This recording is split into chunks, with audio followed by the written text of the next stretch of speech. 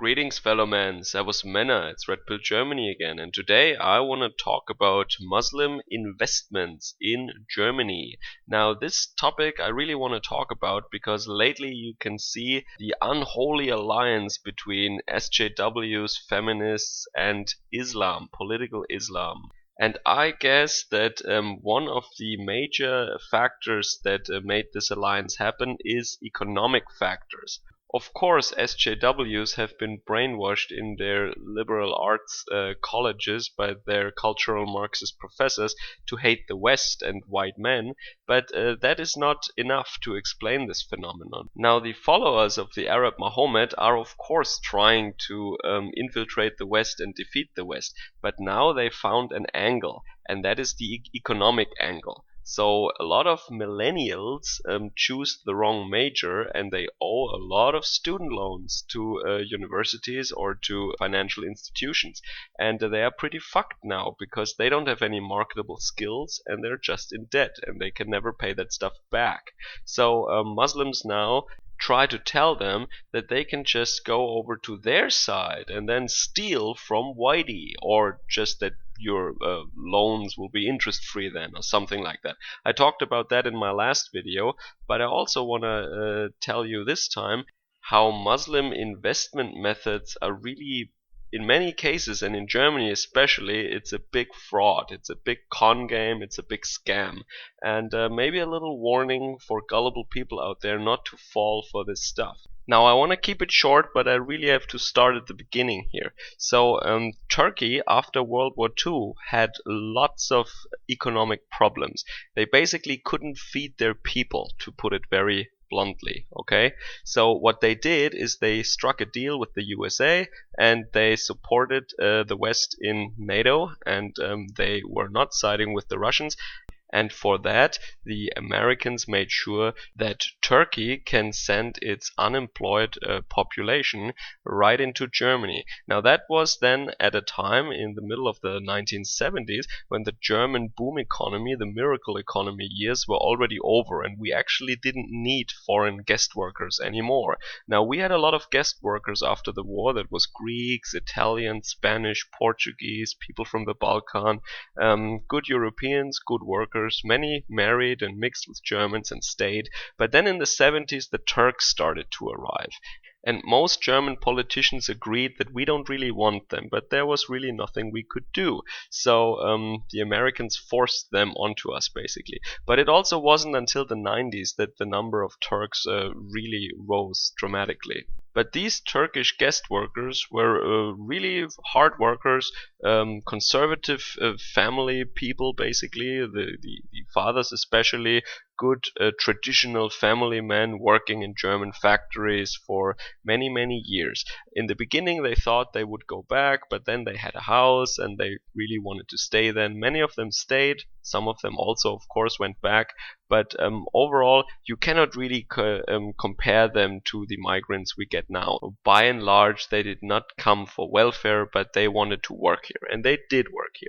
So the reality for many of these Turkish guest workers was that they lived in their Turkish bubble, you know, reading Turkish newspapers, watching Turkish television, and they still didn't feel part of German society, and they are still very, very loyal to Turkey, basically. Some call them the fifth column here, but maybe that's not really fair. Anyway, so they are really loyal to Turkey, and they feel, of course, like Turks and not like Germans at all. And also they are organized in Turkish cultural clubs, but also in mosques that are basically run by the Turkish government. What you have to know about the Turkish version of Sunni Islam is that it is all basically organized by the Turkish government. There is a office in the Turkish government that is in charge of religious questions, and they basically train the imams, and they literally they write the sermon that the imams would deliver on a Friday at the mosque. So it's not like the imams really have an awful lot of freedom of what they preach at their mosque, but they really are instructed directly from Ankara. Now, this network of Turkish people abroad, especially in Austria, the Netherlands, and Germany, was then used by Turkish politicians, religious leaders, and businessmen in the 90s in order to make a lot of money. And they did that in the following way. They used the Turkish mosque network in order to get people there who talk to them, at the mosque. Because as you know, maybe at a mosque, you don't only pray to Allah or something. It is also a place of culture, a place of business and commerce. So it's really a community center and not like a church, right? It is also a house of prayer, but not only. So many of these Turkish guest workers who worked maybe for 40 years in a German factory and saved money were approached by these agents of these Islamic investment societies now, and they were told that investing money the conventional way, the Jewish way, with interest, right, is a sin in Islam. But they offered them a solution to this predicament, right? So they said you can basically become a stakeholder or a shareholder in this Islam holding. And what that is that it is a institution, or it's basically an operation where all these Turks who saved money could invest, and this money would be invested into businesses in Turkey, in the homeland basically. And what that would do now is that they will make sure that Turkey will be strong. They build up the fatherland basically, so they appealed also to nationalism, to patriotism, but also to religion. Because the profit that they would get then when that business does well, they would get a participation on the profit of this operation, would not be considered as interest, but it is considered as a participation, as a stake or shareholder or something, and that was perfectly fine in Islam. Now, so many of the Turks who came to Germany were very conservative people, some from rural areas in eastern Turkey, and they're very pious and they take their religion very serious.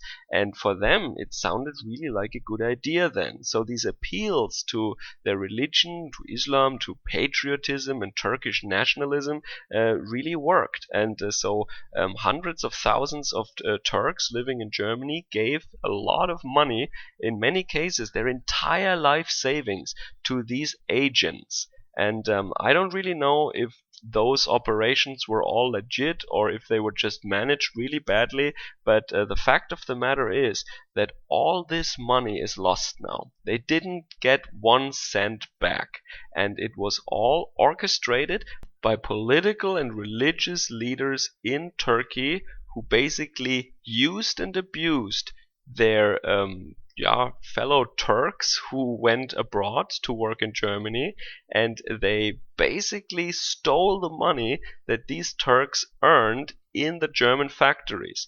And now the thing is that I'm really torn on this issue, because I mean, they are really proud conservative people, these Turks here in Germany, and I cannot imagine how that must be if you lose all your money, 40 years in the factory, your entire family life savings, and it's all gone. Betrayed by not the evil Jew or the degenerate, morally corrupt Germans, no, by your own people. And they always said, oh, you can give us the money, don't worry. A Muslim would never betray a fellow Muslim. And they betrayed them in a major way.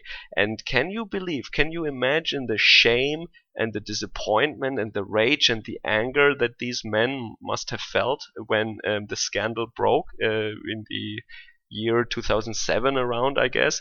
So many of them don't talk about it out of shame, and a lot of them actually committed suicide because they couldn't live with themselves anymore.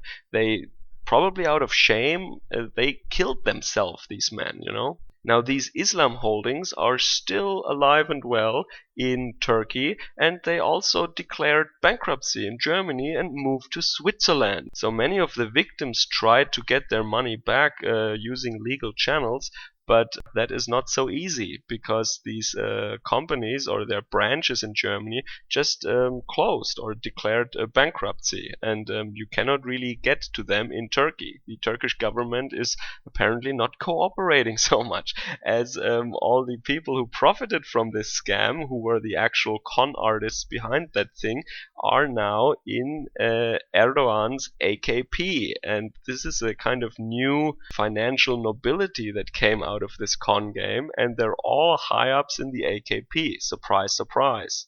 And I have to say, I'm really torn on this matter because I know that these Turkish working men are really good workers. They are conservative people and I respect them a lot. I work with some of them. Some of the older guys are still from the second generation, but also the younger ones. I mean, they are not scum or garbage or something. They are hard workers. They're disciplined and they live for their families. And I respect that. I mean, it's not really my worldview. It's not my cup of tea. When I see that, I respect that. I have to tell you. But at the same time, of course, this investment was done off the books, right? So they evaded taxation in Germany. So not only were they betrayed by those Turks in Turkey, but they also tried to betray the German state and the German people. Because if I invest for my retirement, I have to pay taxes here in Germany on that stuff. They tried to go around that system and to evade taxation here in Germany. And that is also a criminal act. Their hatred of us Germans and their distrust for us, the desire to invest their money in their home country and not spend it in the community that opened its doors to them and that gave them jobs and houses and their children a proper education. Their distrust and their hatred for us made them walk into this trap. And there is a little part of me that feels that they got what they deserved actually for trying to betray the German people here. But at the same time, I have to say I pity them. I think nobody should lose their entire life savings. They worked for many decades in factories and they did honest work. They didn't sell drugs or do any illegal stuff. They earned that money in a honorable way, and I respect that. But I have to say, when I see these pictures, when Erdogan visits the Turkish community in Germany and he's celebrated like their big leader and the people are just waving these red flags and they're so nationalistic and they don't really see that this guy also is in league with those people, of course, who screwed them over and who stole their entire life savings. And they're still so loyal to the Turks at home and to the Turkish state, where you can see now that it is probably turning into a full-blown dictatorship. So I really don't think that the Turks in Germany learned out of this betrayal, basically. They still think that they are somehow connected to Turkey, and that is fine culturally, yeah.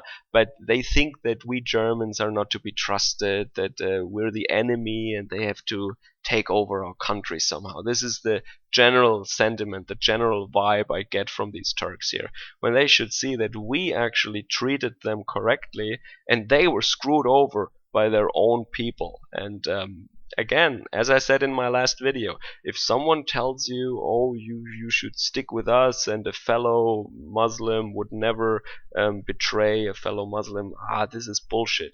They try to manipulate you, and this is exactly what happened here. And I think this is also what happens in Islamic banking. And now they're telling that to our young people in order to convert them to Islam or something, when it's really sad how short the attention span of people is. I mean, this was not ancient history. I mean, this money collecting happened in the 90s, and then the scandal broke in the year 2005, 6, 7, 8, something like that. So before 2010, it was clear that all this money is gone. It's now in Turkey, and they will never see 1 cent of that money ever again. And it made a couple of individuals very rich, maybe, but the Turkish economy did not thrive and prosper and grow.